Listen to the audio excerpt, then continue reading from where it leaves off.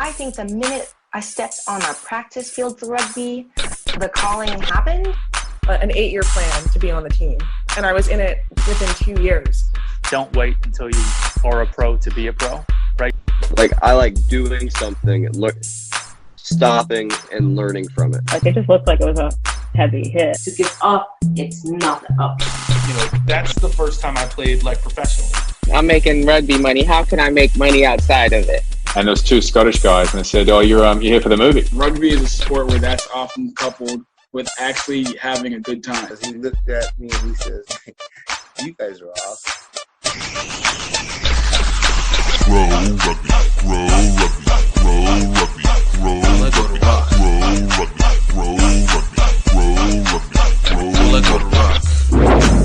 What is up, everybody? Welcome to another great episode of Grow Rugby. My name is GiftTime Ibelu, and this is the show where we talk with people who have found, discovered, and taken advantage of opportunities via rugby. Guys, we have just the most amazing guest. I'm excited to talk about this one because as we continue to just spread it out so we continue to show the international impact that rugby has and being able to see what is actually happening, not just from our own local bubbles, but see what the entire cultural change of rugby is happening. I have Ada Milby, president of the Philippines Rugby Union, the first woman president of the Philippines Rugby Union. That's not even just a last of it. She is a World Council. She's one of the World Council participants for World Rugby. She is an innovator within Asia Rugby. She's a former national player as well. And just all around, she was just such an amazing talk. Like, it was really dope to be able to listen to this journey and to hear the perspective. Like, I'm telling you guys, like, it was really fun. This was a really fun interview for me to do. I mean, they're always fun, but this was also, like always, this was really fun interview to do. Plenty to talk about, plenty to see what's going on. You guys definitely want to be able to get in this because I think it's about changing the way that we're seeing how rugby can be used. We know a certain aspect of it when it comes to being able to do the most, when it comes with, what do they call it? When it comes to camaraderie and stuff. But we're talking about monumental changes that also impact the way we digest rugby on this globe, let alone in our respective countries. So I'm excited to have you guys listen to this one. And of course, look, I have to say, you know, as always, thank you guys for paying attention, to listening to this. I'm hoping that you guys are constantly being able to get some value and to be able to see and hear things that you guys might be able to use for your own journey, because I'm a big believer, and you'll hear it over and over again. I'm about developing the rugby industry, about developing the rugby path where we have a greater investment in rugby than just what's happening on the field, but not isolating out that aspect of it. You know, I've started a new mantra, wanting to be part of the tide that rises all boats. So this was a great one, and not bad at all. Guys, I know this was an exciting weekend for a lot of us because Six Nations came back, had a great game, England versus Scotland. Shout out to Scotland for winning. Apparently Italy, not so much. Big ups to Wales and France, and just being able to see this rotation of rugby kicking in, because it does bring back a certain level of normality. Even on the weekend, we had local clubs being able to play more and more in certain states. I know here in Louisiana, we started to see more and more games popping up, in Florida as well. And, even in this COVID risky pandemic, people are trying to find a way to get through.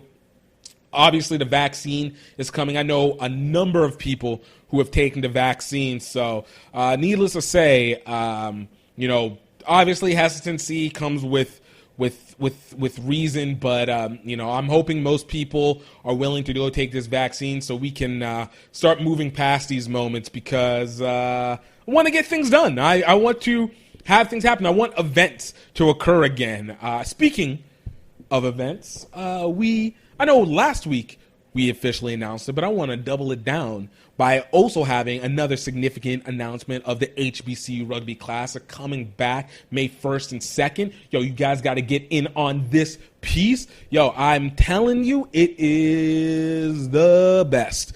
And I can't wait to start working on it. No, not start working on it because clearly I've already started, but to see it come. We're going to be announcing teams over the next few weeks. And guys, we're always here to be able to support cultural change and to be able to give access and knowledge about things that people don't even know, because this is what rugby is about, adding aspect to culture.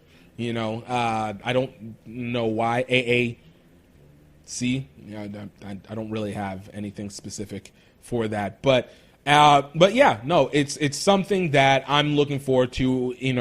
We're going to do something a little different because it's still pandemic time. And I'm not really sure what the travel situation is going to be, but we'll see by the time May comes around. But I'm loving it, and I am so excited. It's been just a good weekend. Just Super Bowl, be damned. But, kudos if you guys watched it. Can't take away it was a game. So, whatever side you on, there was at least entertainment that came from it, and there even more. So, enjoy. But this is about rugby. So, F all that American football mess right now. But, guys, I always ask, please go and like and share a post over on Instagram at Grow Rugby Podcast. We really are trying to continue to change, trying to start posting more. This month will be a little bit more because now I can start working on content. And just make sure that you guys are getting to feel and see and invoke more and more things as time goes on. Also, guys, of course, I always got to talk about it. It's about the Rugby Outlet Mall. Guys, I'm telling you, we dropped some new gear. We dropped some new merch. Like, I don't even like using the merch. This is straight up symbolism at this point. Not only did we drop our regular GiftTime Rugby iconic brand merch designs, but we also have the HBCU Rugby for the Culture shirts coming out. Definitely represent. I'm telling you, it's about support. It's about community. We only get better together. And especially because it's Valentine's Day weekend, and I hope you guys all have your Valentines.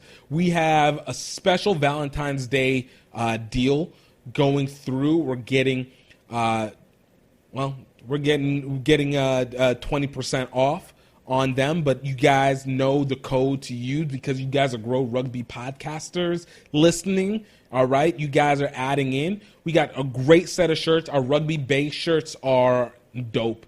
They're so dope. I can't even lie.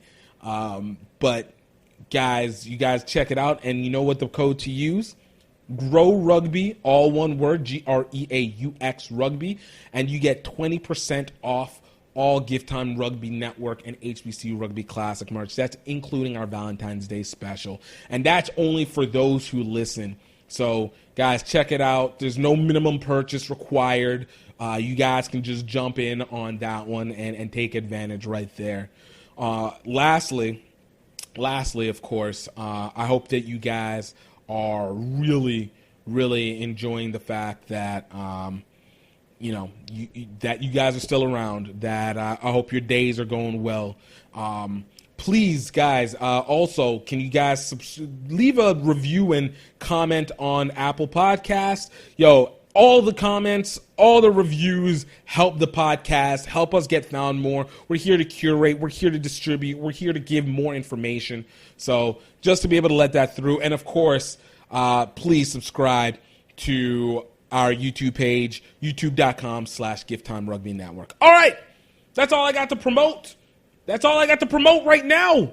Guys, I'm not going to hold you back. Without further ado, I hope you guys enjoy Adam Milby of the Philippines Rugby Union, President, World Rugby Rep, National Rugby Player, running the most innovator. Check it out.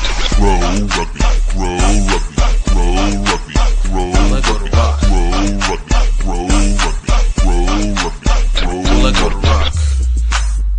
What's up, everybody? Welcome to another great episode of Grow Rugby. My name is GiftTime, and I got a really incredible V, an importantly important I, and one of the newest P's that are out there, persons. The new Philippines Rugby Union president, Philippines national team member, former football player in another life, and just a revolutionary in this industry, Ada Milby. Thank you so much for coming through. Gift, thanks for having me on the show. Really happy to be here. I have to admit, I think the first, whenever I got to hear about who you were was off of a World Rugby article. And it was actually just whenever you got newly elected as the president for the Philippines. And then I had a chance to now go like, okay, let's do the Google search and look more. And it's like, yo, you know how they always say, like, a celebrity never breaks out until like 10 years of work, but you think it's overnight, but it's like the time put in. I looked at yourself, I was like, yo, you have put in work. You are literally a revolutionary in this industry. And truly, I don't know if I'd go that far, but yeah, I mean, I've definitely been putting in the hard yards. That's, I'd say it probably started back in high school, really, really pushing the boundaries and trying to push for sport for all, really. So yeah, definitely been putting in the hard yards. Ahead of your time. See, I like it. We're already on a good page here. I love knowing about where people usually come from, and obviously where you've gotten to this point speaks of volumes to what your process has been. If you don't mind, because I know you were originally from Ohio, so to go from Ohio to Philippines, I mean, I have to know. So kind of, as I always say, finding the people's superhero origin story. How did you get started with rugby? Well, it all started because I didn't think I'd make the volleyball team. You see the switch there. It totally makes sense, It makes sense, right? Knocking people out. Hey, it all works. Yeah, exactly. So actually, my first sport's figure skating. I started off skating when I was a kid, and then I did that for really competitively for about 12 years. And then when I stopped skating, I knew I wanted to stay in sport. I knew I wanted to do different sport, but I wasn't quite sure what. And because I was competing at high level in ice skating, I was actually homeschooled. So when I stopped skating, I went back to the public high school situation. And I was like, oh, well, I don't really know what to go. So I went to one of the it was like summer camps, right? So I went to one of the volleyball practices and I was like, these girls are super tall. And clearly they've been doing this for like a long, long time. Like they've been putting in their 10 years. And I don't really know. I can't even like peg the moment when I was like, I think this is a good idea. Let me go out for American football. I think it was more like basically because like football, it's like culture, right? It's culture. Right. So it's like, I think growing up playing backyard ball, right? I mean, just going out and running around with the boys and stuff. It was something I did like my whole youth anyways. And so I just kind of thought, well, why not? Then I kind of went out and unfortunately was not one of my most favorite experiences, like high school boys, late 90s, yeah. Everyone. I mean, I've heard it all. I mean, I've heard some guys on my own team saying like, "You're ready to get manhandled today," bro. And like, I mean, what's funny? It hurt me. It's funny because you still have that now. You have like the situation, Sarah Fuller, Vanderbilt. I guess first woman kicker in D1, kicked just a few times this past year. Still, almost like the world ended by the mere fact that she existed on the field. Let alone, so like the mere fact that it's just like still from the 90s to 2021, still the same nonsense. Still in that arena. Yeah, but it's just, I mean, I think especially in football, there's just too much.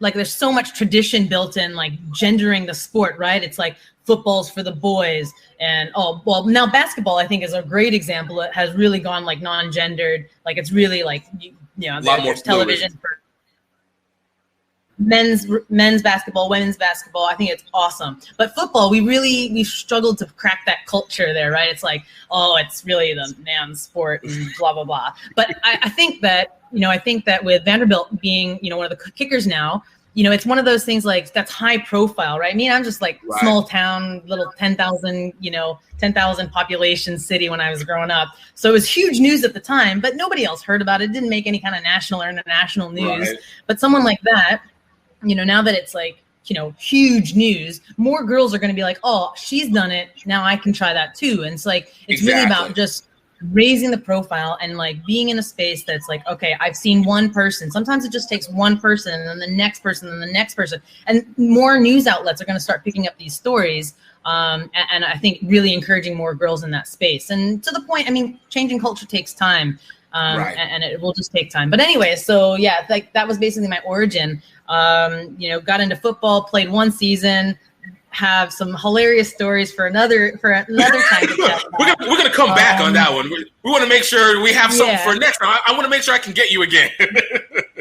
That's right. But anyway, so then I just did that one season. But I really enjoyed I loved it. I mean, like there's nothing like getting hit for the first time or making your first hit for the first time, and you're like, this is amazing. Right.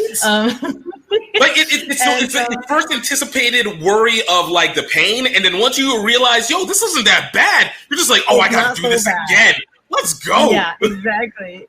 100%. So that's basically what happened. And then when I got to college, I was just around in the oval, and some girls were like, hey, you want to come try rugby? I was like, what in the heck is this sport? And they're like, it's football without pads. And I was like, sign me up.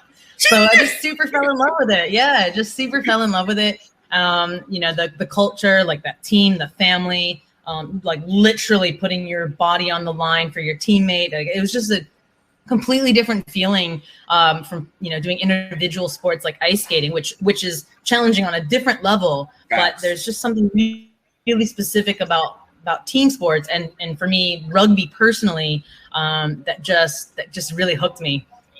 See, I can get that. And, I have several friends that moved from individual even to rugby. But for you, obviously, whenever you started rugby, this was in early mid-2000s, correct? 2001, yeah. 2000. So you're talking about it actually feels like a different era. It not even feels like it's a different era of rugby, let alone for women. So entering into that in 2001, what was the environment like for you? Because I know you went to Devry University, correct? That's in Ohio?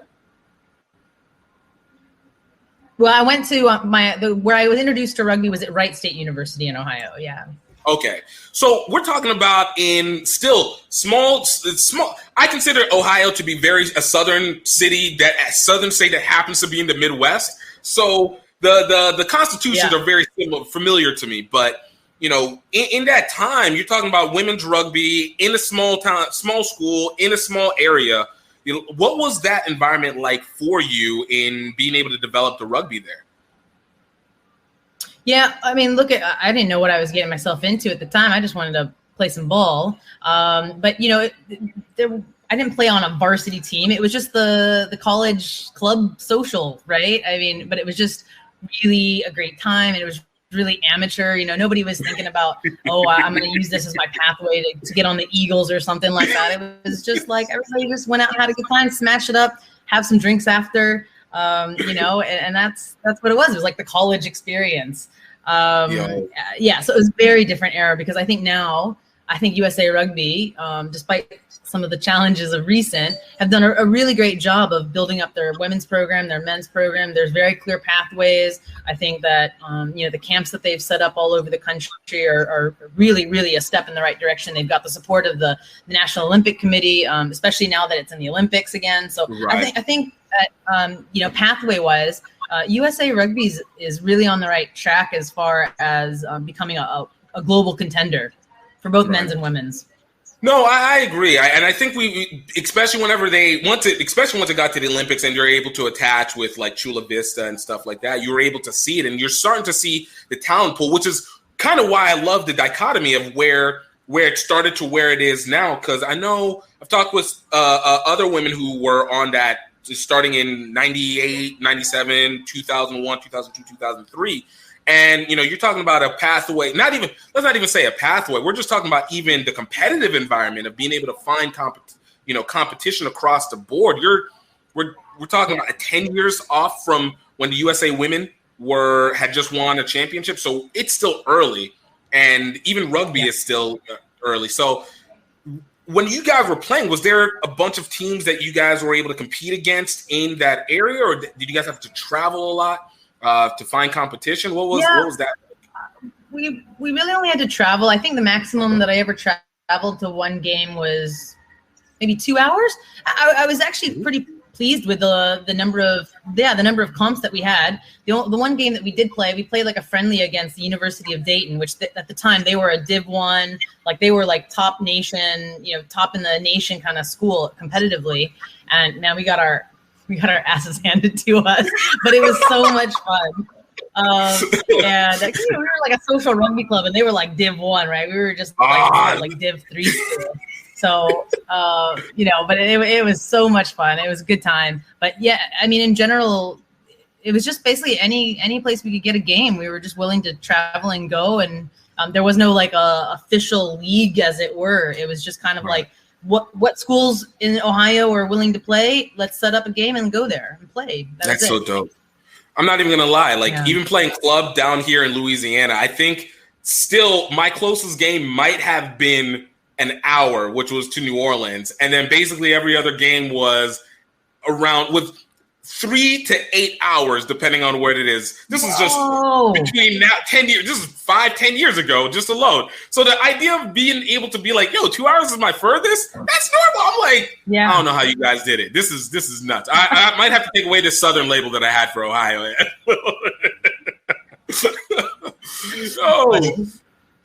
So I guess, coming off from that college and you had that introduction, so you get to understand and feel the culture of rugby initially.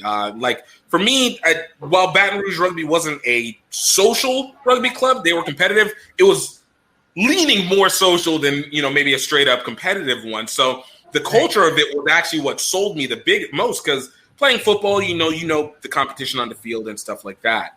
For you, whenever you were interacted into that culture, and you already kind of mentioned it with the figure skating, what was the part that really caught you and kind of hooked you in all the way through?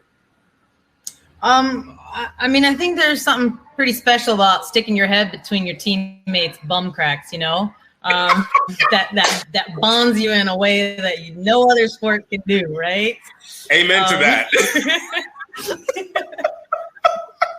No, I'm just kidding. Actually, back when I was playing in Ohio, I was playing center, so I watched other people put their heads between bums. But I saw it happening. I felt the bonding from the distance. I was happy to bond from the distance. No, but I think for me, it was really just about recognizing that there's some sort of, it's like an unspoken bond, right? It's like that you're putting out your best, and that your teammates putting out their best, and it's just nobody's slacking. And I think for me, it was I'm really motivated, I guess, by that. Am I allowed to curse?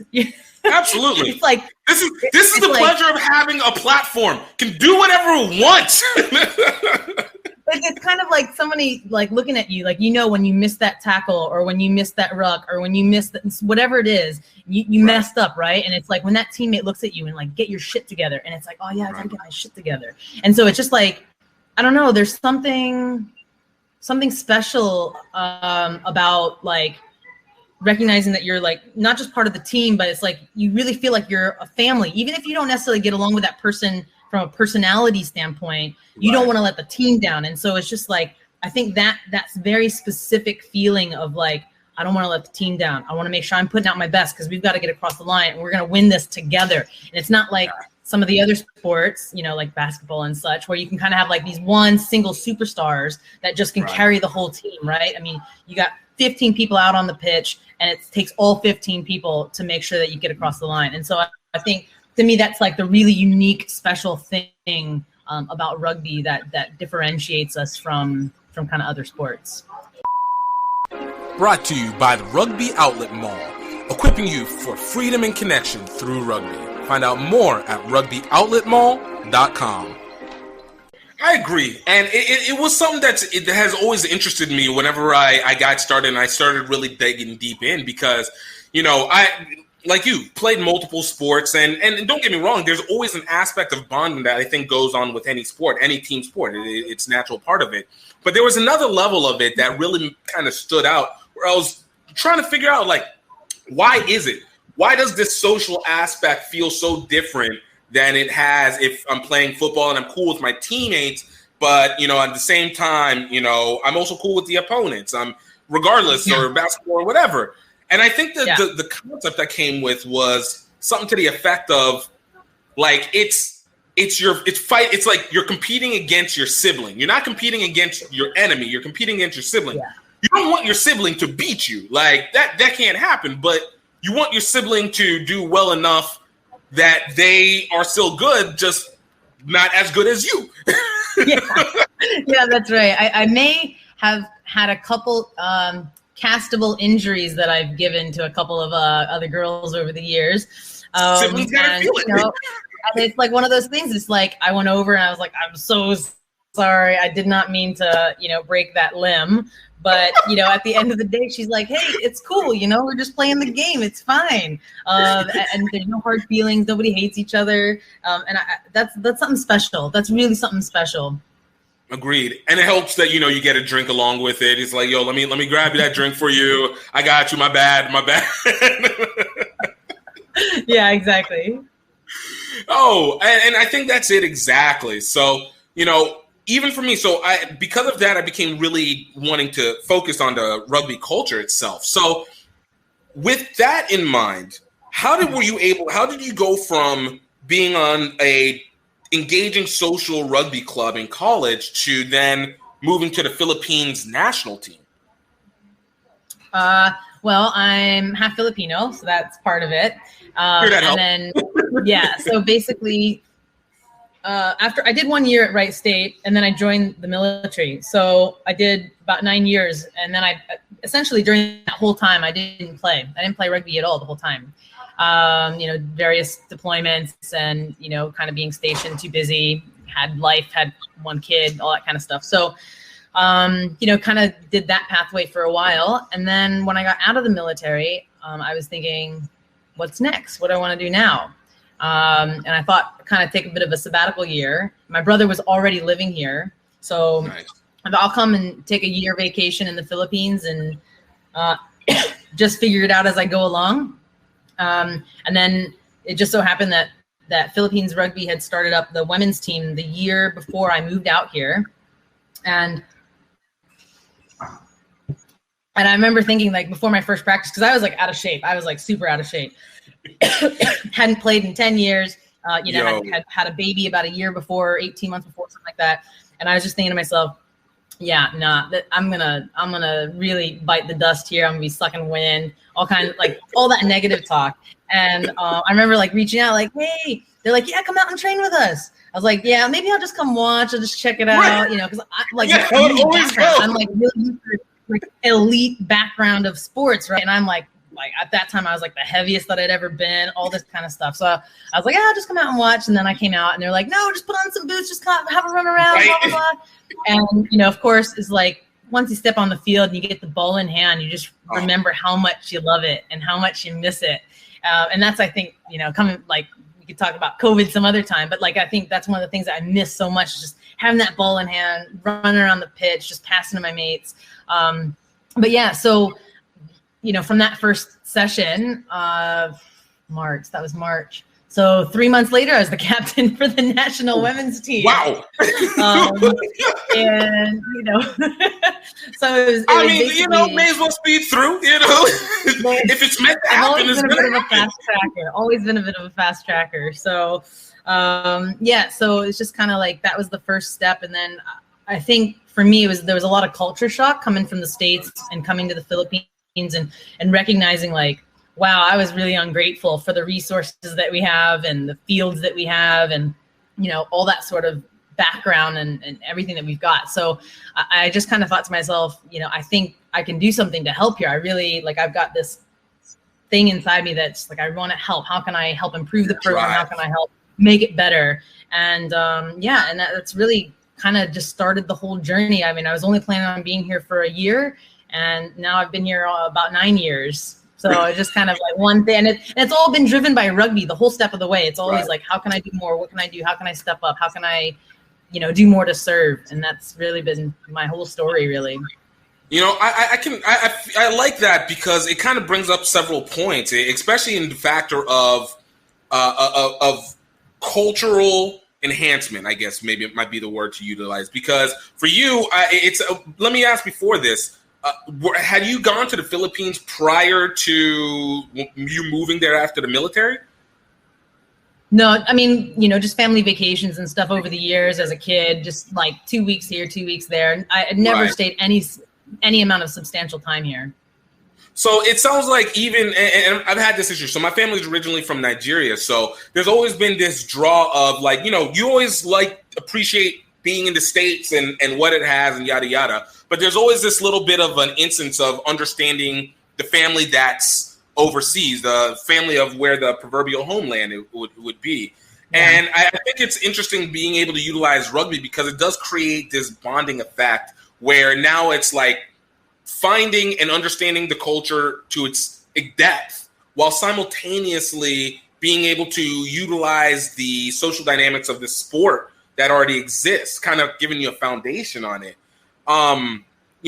In doing that, obviously you like to stay, but in doing that, did you end up feeling like you found maybe more of yourself in being able to be in the Philippines as opposed to that? Because I know one thing I love about going overseas is how much the myth breaking occurs of like how people portray it versus how it actually exists. So it actually is, yeah. For you, was there that kind of self-reflection moment that came along with that, as well as alongside your rugby journey? Yeah, I guess as I've kind of gone along, I mean, for me, like when I was in the military, I did a year in the Middle East. I did 1 year in the Middle East. And, in my journey here, I've become a World Rugby educator. I'm now a World Rugby trainer. So I also deliver courses for other people to become certified as coaches or, if they want to do S&C or match officiating. And I remember a couple of years ago, I went back to another country in the Middle East to lead some training courses. And I remember having a little bit of like anxiety because it was just like relating one experience to foreshadow the next experience. And I was just like, man, what a night and day experience it was for me, in the sense it's like, all the preconceptions that we have about something is usually very different from reality in most cases. And I think that, I definitely encourage everyone as much as possible to travel, go to that place. If you think that there's something about that place, go learn about them. If there's a culture you don't understand, go understand it, because it's usually never the way that it's perceived in sort of mass media or sort of mass understanding. Yeah. It's had a huge impact on me in that self-reflection, definitely in my leadership journey, and just like recognizing like what I think or what I perceive the challenges are is actually, there's usually a much deeper reason or a much deeper there's always like a next level that I need to understand in order to be able to get to the root of like how can I actually better serve, or how can I better help those in that particular community. Yeah. Right. No, I love that. I always reflect back, and this is when I first started going to Asia to play rugby, because my team is now from Tokyo and they took me on these journeys. I've been meaning to go to Manila 10s forever. It just always happens to be in April. So always in April. I remember the first time I went to Vietnam, and I remember prior to going there, I didn't know much. Like, about Vietnam because Vietnam War. And so as a result, my head was, it's still recovering from Vietnam War. Like, you don't hear anything. It's just that. And so my brother had told me some stuff about it, but he hadn't gone there. He was like, he had heard that it was now a vacation spot for a lot of people. And I was like, wait, seriously? And then I went, and I was just like, we really need to start talking about this, because this place is amazing. And it is not war-torn like I thought it was, because nobody had explained anything. But had it not been, and to be honest with you, there would have been no incentive had it not been for rugby and going to Saigon 10s.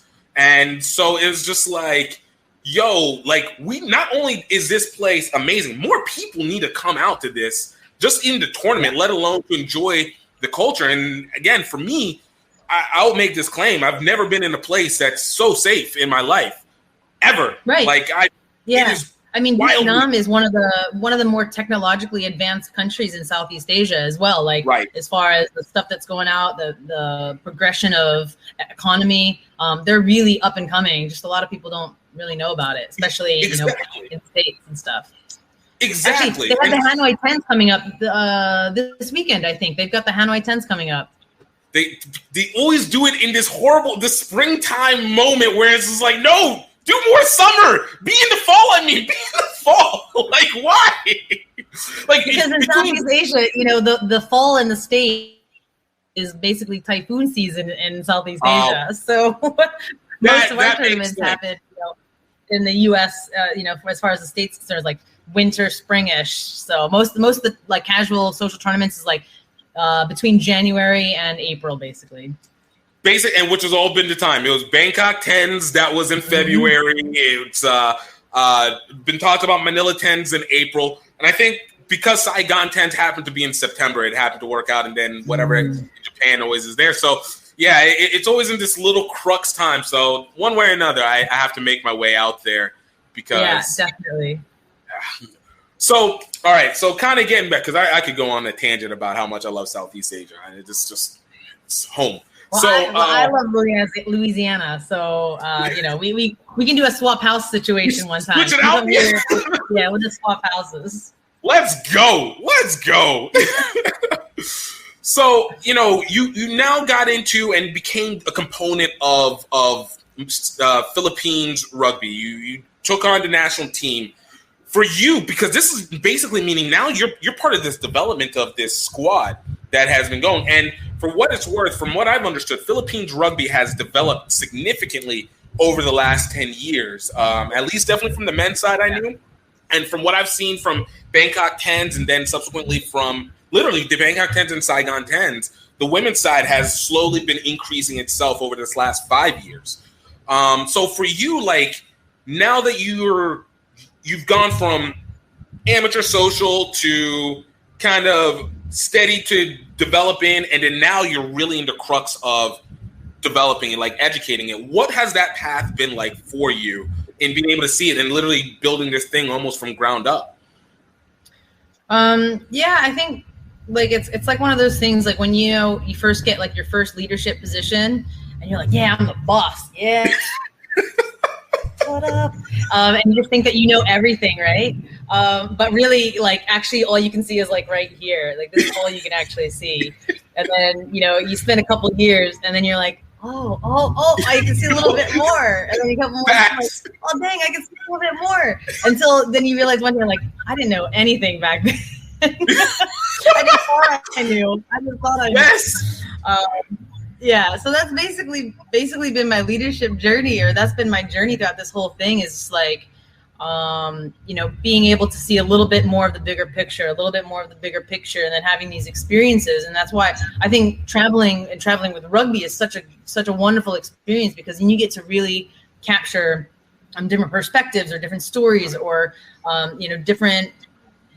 different ways of looking at things or different ideas about how the rugby should be developed. I mean, how we develop rugby in the US is maybe different from how we would develop rugby in Southeast Asia, and is different from how we would develop it in Africa. And I think, but there are some common themes, right? And it's about like having all these conversations, having all these experiences, taking away the things that you think are applicable for your context, and then kind of shutting the rest, right? And I think that's what's probably going to serve the Philippines best is, for me being in the position that I'm in now, is recognizing like, okay, I've had all these experiences at World Rugby, Asia Rugby. I've even been to Botswana. I've traveled a lot of different places, and just recognizing the commonalities that I think that we can address that would help everybody. And then recognizing that there are some specific things that are contextual only in the Philippines. Like, for instance, rugby in the Philippines right now is known as a solvent. It's a sniffing solvent that kids do to get high. Oh, wow. That doesn't exist anywhere else in the world. Name. When you go out on the streets and you tell kids, hey, do you want to do rugby? They think you want to go get high. And so we've got that sort of additional barrier that we've got to overcome, a cultural context that we've got to overcome. But it's also a really cool thing because it opens up some ideas around, like, okay, maybe we can team up with the Department of Health, or maybe we can team up with the schools to make it an anti-drug campaign. And that's something that we wouldn't otherwise maybe had exposure to. So I think it's really just about, like, doing the hard yards, as we were talking about earlier. It's just like really about plugging away. I used to hate when I was younger. I used to hate when the old people would tell me, like, you just gotta wait your time. You gotta make sure you got your experience and blah, blah, blah. But there is some validity to it. I think, I think it's really important to continue having, like, the vitality of being young and having these great ideas, but, like, there's also something to be said about just, like, plugging away, because you think that there's going to be these quick fixes, like, oh, if I just do this one thing, I can, like, fix the whole problem. And it's like, actually, it's usually like 2 steps forward, 3 steps back, 4 steps forward, 5 steps back, and it's just like this progress of, there's never really a straight line. It's just really this winding road. As long as you're sort of eventually getting forward, just accept the fact that there's going to be setbacks and challenges along the way. No, I was talking with somebody and I told him this exactly. I was like, look, even whenever something seems simple, it's never easy. It's just, it's always this wild process regardless. And I love hearing that because, for me, when it comes to the positioning of rugby, I look at it from rugby as an industry versus just rugby as the game, but they play in the same way, especially in non-major rugby countries like the US and the Philippines and such, where it is, you're navigating this new pathway, especially now, you're navigating this new pathway and you're thinking, look, all it is A, B, C, D. But then when you realize it's like A, Z, X, Y, B, C, L, M, N, O, P, Q, R, D, and you're just like, yo, wait, why are we doing so much? But in that process, you do actually end up taking so much new information, and it does create it. So, like, the fact that you're able to go utilize something like rebranding rugby into an actual functional, greater than the sport element is amazing. It's amazing, and it's everything that I would have believed that you can utilize rugby for. Even if it's small and nuanced, it's that resonating effect that goes, right? Yeah, definitely. Especially because in Asia, in a lot of Asian countries, there's just not a lot of emphasis on sport. It's much more emphasized education. Some of those stereotypes that we have around, Asian kids being the nerds, it's always being the smart ones in the room. It's because there's a lot there. Stereotypes do usually come about because there's some level of truth to it. And it's because as a Nigerian, I understand. Don't really value sports. Yeah. So, essentially the parents are like, there's no value in being able to create a viable career option for my kid. So why should I get them involved in sports? And so when we're approaching development of rugby or any sport, really, I think in Asia, you've got to figure out how can I appeal to the parents, right? Because in the States, it's easy, right? Everyone starts sports at age 2, age 3. We're like, I got to get an early start on it. If they want to get into the NFL, they want to get into the NBA. We know that we've got to get them started really early. But in Asia, it's more like, okay, we've got to go from the angle of like, hey, your kid's going to get an education and, we're just doing this rugby thing on the side, but we're actually teaching them life skills. So it's like the approach is like sport for development rather than sport development, if that makes sense. That makes perfect sense. Yeah. And, I like it because we talk about that even here is, what is it that you want rugby? We talk about with people. What is it that you want rugby to be? What is the value proposition? Because I think the same issue still resonates. It's why, like, because I know we understand it as we play it for passion, we enjoy it, the camaraderie, all that, the basic tagline. But as you start to recruit, and especially in this era where people are wanting to make sure what's the end game and finding the longevity for it, you have to add that value prop. And so, whether it's like, I think now with the U.S., obviously with MLR, there's a little bit of a career value, and I've seen it with the high school students, but I still go like, where you can travel, you can find opportunity, that global network. So for you guys, like, obviously facing it towards education or otherwise, like, what are, and if you don't want to tell me trade secrets, I got you. I understand you got to put it together, but what are some things that you guys have felt have revealed themselves as you've been, seeing this process, that you're like, this wasn't tapped in the way that it could have, but now we're going to kind of aim a little bit more on this direction? Well, I think like there's no trade secret per se, because you can't, it's not really applicable for the States as far as development goes. So, write it down. It's fine. You can write it all down. Happy to give away the trade secrets. It's not much of it. It's like a big open secret. So I think for us, part of our success of the men's program has really been about exploring international talent, right? So I didn't come here with the mind to play rugby, but we basically, Filipinos through history have sort of spread out all over the planet. And so there are lots of, Filipinos or half Filipinos or Filipinos with grandparents and stuff like that. And they're just all over the place. And they're playing rugby in countries like the US and Canada, Australia, New Zealand, and all that sort of stuff. And that's really provided a huge boost to our national team to be able to tap into the international talent pool of Filipinos already playing the game. Whereas it obviously we're about 20 years old as far as the union is concerned. Right. And so it takes a long time to build local rugby, right? It really takes a long time and a lot of concerted effort. And so it's really helped us to raise the profile by bringing in some of our international talent. And now we're at the stage where we're slowly building up the local pool, integrating them with the international pool, to such a stage that we're hoping that a few more years' time we'll be less reliant on some of the international players because we've built up more of our grassroots players here locally. But yeah, that's really been a huge boost to raising the profile. So for us to be able to build on it more. But I think moving forward, obviously, it is about trying to find a balance, because I think in Asia, or maybe it's just in the context of the Philippines, there's kind of like, are you Filipino enough? Or you're not a true Filipino because you're not from here. You're not a true Filipino because you're only half.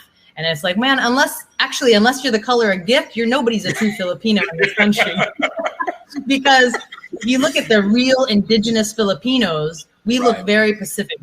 We're very, very dark. And so, it's a strange cultural thing where, people, I think, where people can't separate or segregate based on race, they'll segregate based on social class, or they'll segregate based on percentage of pure blood, or whatever you want to look at. Man, I'm probably not going to get a lot of likes for this, but I think like speak the truth. That's all you can do. Speak the truth. Being a representative of a country just means that World Rugby laws say it well. It's that you've got a true connection to the country that you're representing, right? And so, it doesn't matter if you're 50% blood or you're 75% blood or whatever, whether you were born here or your mother was born here, your grandparents were born here. The point is that you have a true bond with the country that you're representing. And I think that's really a valid point for all of us. And whether you're whatever your color, creed, religion, gender, all that kind of stuff. I mean, it's so true. And I think it's just about supporting and promoting the sport for the sport, right? Not based on percentage of blood or anything like that. So I guess that's a long-winded way of saying that, for us, it's about finding a balance between getting the best that we have and building the best that we want between the two pools. No, I love that. And if you want to keep doing those long-winded but very powerful, and I was like, yes, let's go, sister. Power to the people. That's what I'm talking about. Keep at it. I'm here for it. But so I like the one thing I found very interesting in that, because I've heard this, is then how it then interacts with World Rugby. And it might not be the smoothest transition, but I really just want to know, because now you're in this position as a rugby union president, which means now you actually have to be in contact with World Rugby. So before I go into my question, I'm going to put a little context into things. So during 2020 pandemic, obviously everything had to shut down. For me personally, I've had my issues when it comes to unions, because I think traditionalism can be a real problem with it. But I was very happy to hear about a lot of issues with rugby unions faltering financially and stuff like that, because I felt like it created an entity, a position where now you're no longer working with what you know. You're working to have to now innovate and actually push different things. The USA Rugby almost going bankrupt, Australia almost going bankrupt, even rugby union almost going bankrupt, and et cetera. And when you have those leaderships go, it starts to impact the rest of the unions across. So for you now in this point, as you enter into this rugby union president, and I'm assuming you've talked with him before, World Rugby has this stage of being sometimes biased. There could be, or the assumption of bias. We talked about perception versus reality. So I want to know, for you, as you have worked with World Rugby more personally, and as you will more directly, what has that experience been like for you? Has it confirmed, denied, or you're just like wide open and you're learning more and more about the interworkings of it, and you're just like, yo, people, you need to chill? Well, I think before I became the president of the union, actually, I was already sitting on the World Rugby Council. I don't know if you read, but I'm actually the first woman to sit on the World Rugby Council. So this, I feel like this checks out even more. It just a little bit more direction. I missed that one, but I go back to the revolutionary, innovative person that you keep trying to say, yeah, I don't know if it is. Yeah, no, I stand by it. Stamped even harder. I've been on World Rugby Council for about 3 years now. I was the first woman that was elected on after World Rugby did the huge governance change back in 2017 to try and boost more women representatives on the council. So there was basically zero, and then in one decision of the council, we went up to 17 women straight away, or the space for 17 women, which was amazing. It was like really, really forward thinking for any international federation to take such a stance, which was awesome. It took about 2 years really to fill those spots. But yeah, it was really cool. And I guess the traditionalism, I mean, rugby, we talk about traditionalism as a sense of pride, right? I mean, even when we talk about our culture, right? Going out and drinking with our the team that you just played against, that's part of rugby culture. The singing the songs, those are all part of rugby culture. And so there's a long tradition there that comes with it, but some things that are better and some things that we could use like with some a bit of those rugby songs. Yeah, like some of them rugby songs we could definitely do with a change.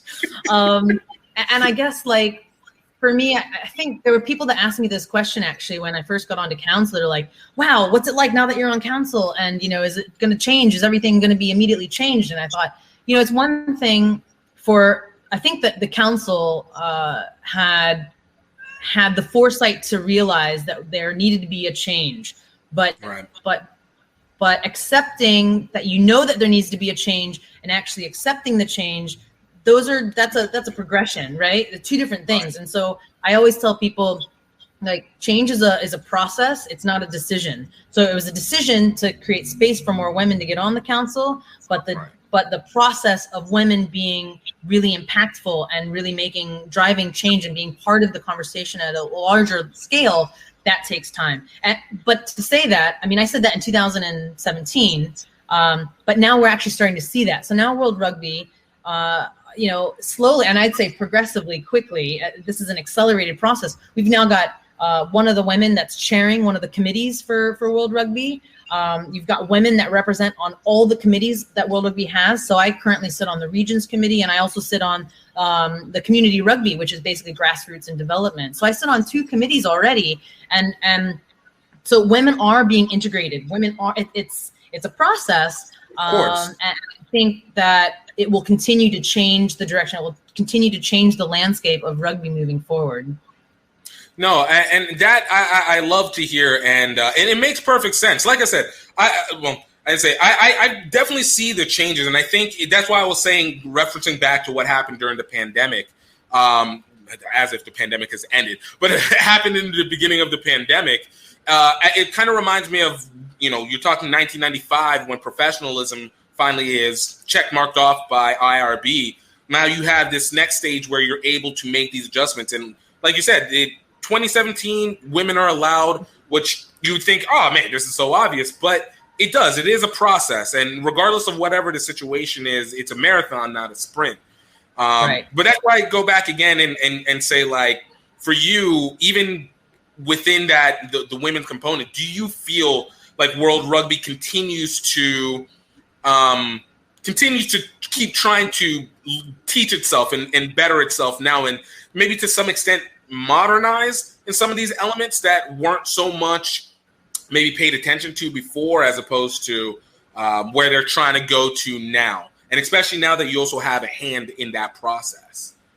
Yeah, I think I know it's crazy to think how social media can have such an impact, but I think that really, if you follow the trail of global conversations, that does have an impact. I mean, people think that their little tweet or their little, message that they put out, as conversations grow and the voices become louder and those voices have to be heard, it does have a big impact actually into the direction that most organizations are going.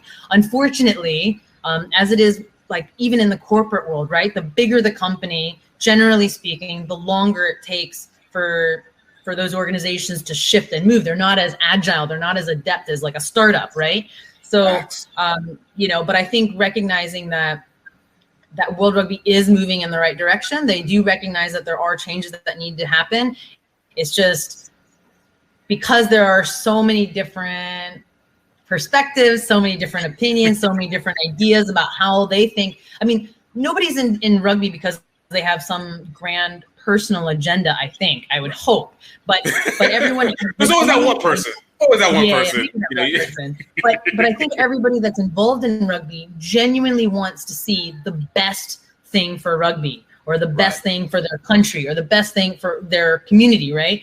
But we all have different ideas on what that one best thing is, or what that top 10 best thing is. And so it's just trying to get everybody on the same page to find, okay, well, maybe you've got your top 10, I've got my top 10, but maybe we can find our 3 that kind of cross over and focus on that. Right. And I guess, when you've got so many different markets, you've got, especially at the World Rugby level, right? You've got emerging markets, you've got the traditional markets, you've got the absolutely nothing markets going on, and trying to serve the needs of the whole global rugby community can be quite challenging. But I think because of some of these global conversations that are happening, I mean, if you look at some of the smaller countries that previously wouldn't have had much of a voice, and I won't name any current news stories or anything, but there are lots of smaller countries that are actually having a much larger voice now because of the social media platform. And so, things that would normally be able to be ignored in previous days are no longer allowed to be ignored, and you've got to bring attention to it. So I think that having that pressure of the global conversation helps to drive that change. So, kind of winding it down. I still got one or two more questions for you, if you can hold strong for me. Speaking of and kind of speaking into global change, one of those came with the Women's Rugby World Cup, moving it from increasing the number of pool plays to 12 to 16, right? From its previous 12. Yeah, sorry. This is, but it's for me. It was one place where I was really actually happy, and this will go into what happens now moving forward with 2021 and what's going to go through. But it was one area that I was really happy to see, especially after the result of the 2017 Women's Rugby World Cup, because that one was just amazing, especially coming off the back of the Olympics, even prior to that, where I think the world finally, ironically, but finally was able to see women's rugby in the pure artistry that it is, and not as tried to explain almost like a sideshow that is meant to appease, you know. And so, you know, you got the numbers from that 2017 and it built into this 2021, and we didn't even have to see the 2021 yet to be able to get the expansion. So for you being able to know that 16, now you got that extra seating for a person who's looking at the Philippines, and while it might be a young union, you guys are developing, like how exciting does that feel to know that there's a higher percentage chance of being able to see a, you know, Filipino women's national team in the Women's Rugby World Cup at some point in the future, as opposed to what it was, you know, just last year. Yeah, exactly. I mean, really the crux of it is that men's rugby has been around for, you know, 200 plus years, right? And so I think that a lot of countries are waking up to the fact that because women's rugby globally is younger, there's actually a much smaller divide. So in a country like India, for example, I think that they took a really radical stance a couple years back, I think about maybe 6 years back now, in the sense that they realized that, I mean, their men's program's been around for a long time, right? They have a lot of British colonialism and stuff. So their men's team's been around for a long time, but their men's team are very, it will be very challenging for their men's team to break into a Rugby World Cup, right? But their women's program, which is also quite young, but one of the stronger programs in the area, because in the region, because they've put an emphasis saying, actually, our women's team have a much better chance of getting into a Rugby World Cup than our men's program. Yep. And it's because of the fact that the women's game globally is younger all around. So I think America did a really good job of picking up on that. India, there's a couple countries that are like, hold on a second. Is it really important that we get to a Rugby World Cup on the men's back? Or are we just going to go to a Rugby World Cup? Because now they're not called the Rugby World Cup and the Women's Rugby World Cup. They're both just World Cups. The Rugby World Cup, right? They're all Rugby World Cups. And so it's like, okay, well, let's get our country on the board as a Rugby World Cup attendee. But it may be actually you might have a better chance with the women's program. So, and you know, sorry, continue. No, go. No, I was going to say, it's one thing that I think has been dynamically interesting and which has made a huge advantage. And it's one thing that I felt rugby across the world needed to start weighing on is because for the women, and this is going to sound off, but it's with purpose, because there's less options for contact sports. It means that I think the best amount of women athletes have the possibility of entering into the sport. Hence, the level of play comes out naturally higher, which is, as I said, we saw in 2017, 2016. And if you looked at, you know, anybody who watched the 7 series for the women could see that to begin with. But again, we'll talk where the national stage really took it. You see a much greater wave of development that I feel gives you the best product with also the greatest growth potential. Because I think with men, obviously you have football. In the States, American football, and then obviously across the world, typically it goes into soccer, football, but that's where your most prestigious athletes tend to go to. Whereas in rugby, while you're fighting in a lot of countries, it seems like stigma. Once you get past the stigma, now you just get athletes. And once you now get athletes, now it's like, you can do handball, you can do cricket like India, or you can now go into a domination sport like rugby, or you could do fight sports like MMA, but let's go rugby.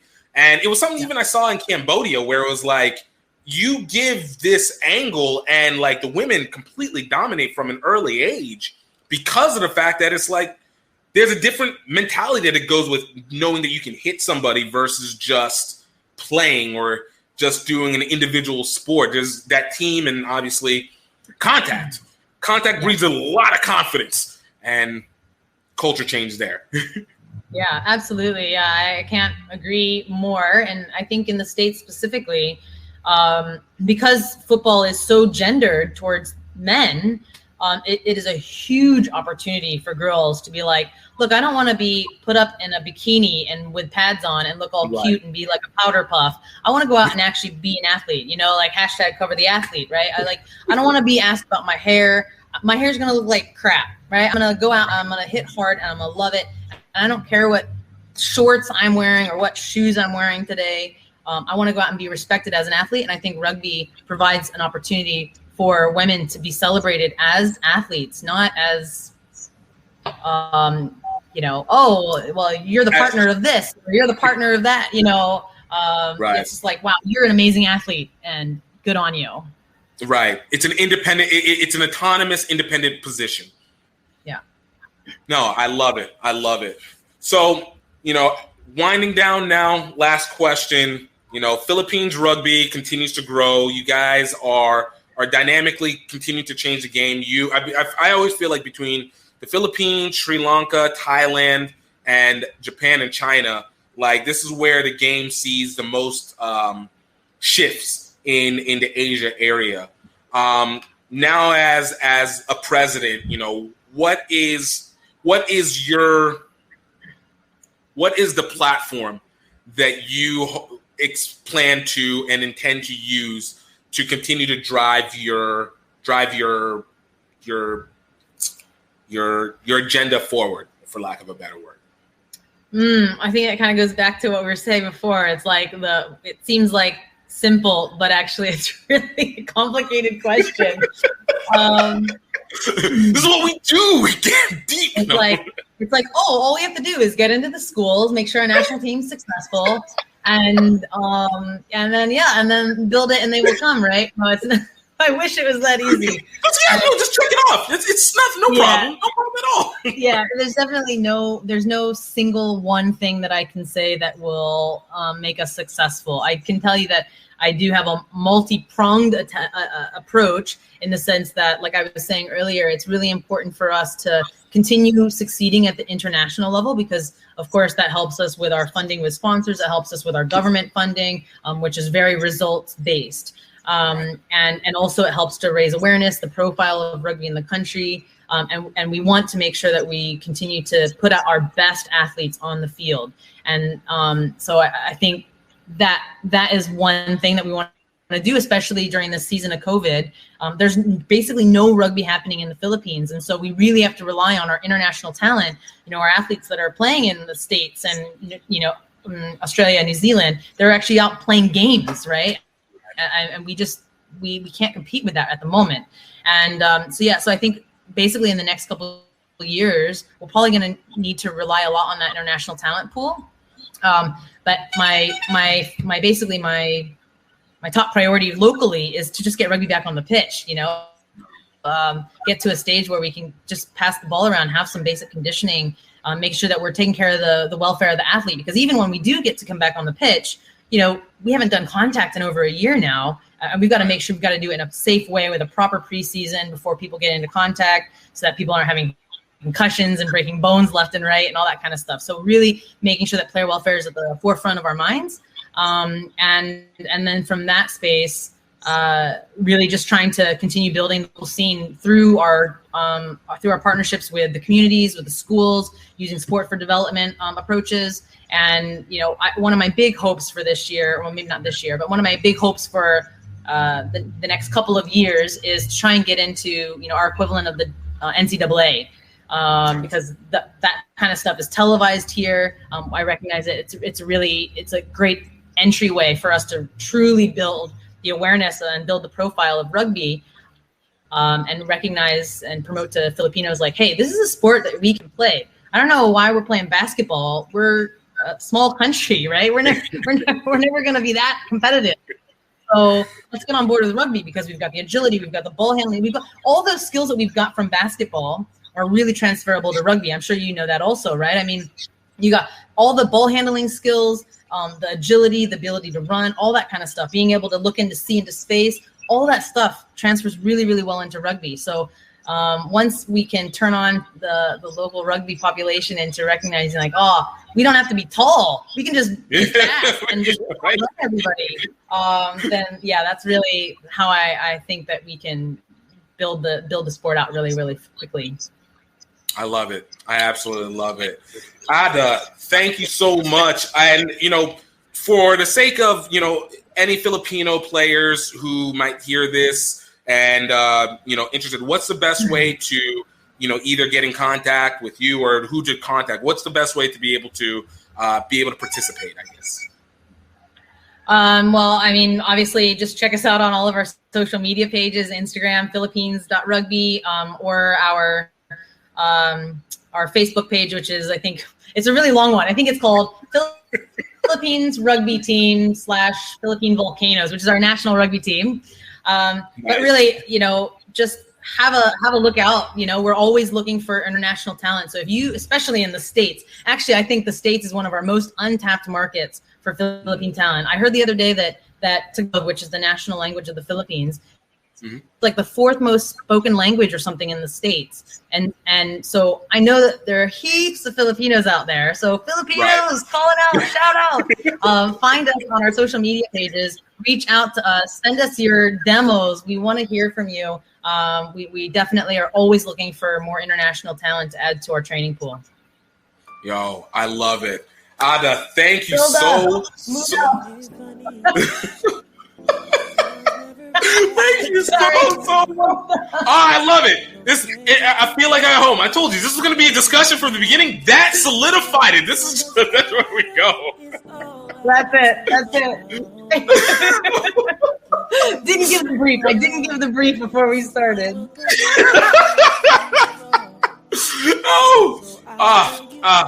I love this. I love it so much. Anyway, it's not like some of those other embarrassing calls where people walk around in their underwear or something. So it's okay. Look, this is post-pandemic, all right? All things are open at this point now. Like we all things are open. Yeah, exactly. Ada, thank you so very, very much. I appreciate the patience with me. I know bad information, but guys, I appreciate it. I hope you guys took value from that. I learned so much from that in so many levels, and I love the journey. I absolutely adore the journey.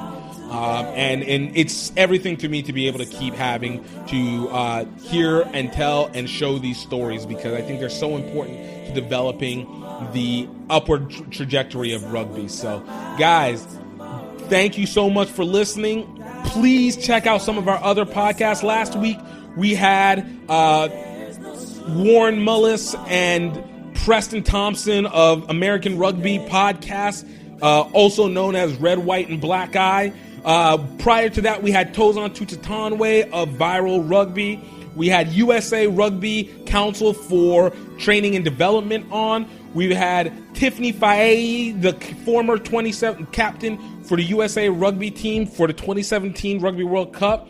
We had Gabby J. Pellegrini. We had Leo Crema, and we had of Curitiba Rugby.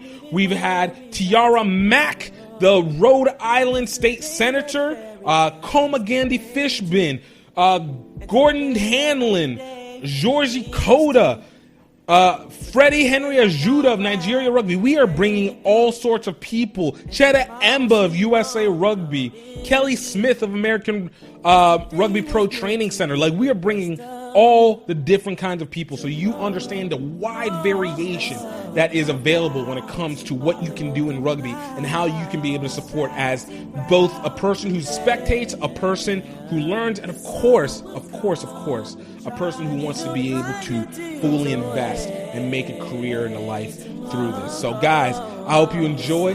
I hope you have a good one. And please never forget, I hope you're happy, I hope you're healthy, and I hope you know that you are highly favored. I will talk to you next time. Cheers.